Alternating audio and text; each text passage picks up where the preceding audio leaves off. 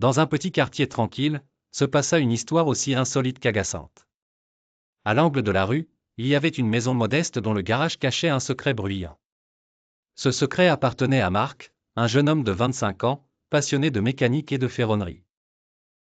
Le jour, Marc travaillait dans un bureau, mais la nuit, il se transformait en un artisan bricoleur.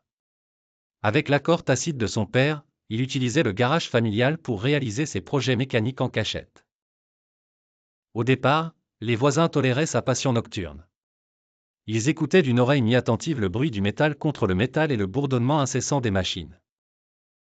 Mais cette compréhension s'évapora rapidement lorsque ces séances nocturnes devinrent de plus en plus régulières et bruyantes.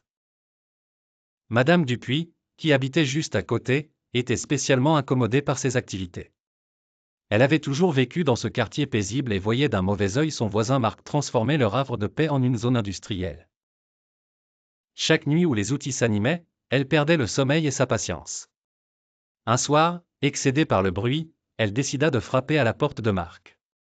Ce dernier, surpris, ouvrit avec un sourire maladroit.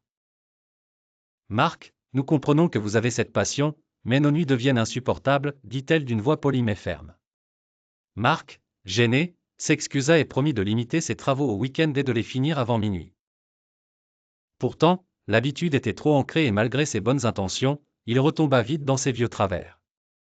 C'est alors que Madame Dupuis eut une idée, elle proposa au maire d'organiser un espace communautaire pour les artisans de la ville. Marc fut le premier à s'inscrire à cette initiative. Finalement, les rues retrouvèrent leur quiétude, et Marc put continuer à exercer sa passion sans causer de tort. Ce compromis bienveillant rapprocha les habitants qui apprécièrent cette nouvelle paix et le zèle de Marc, devenu une figure sympathique du quartier.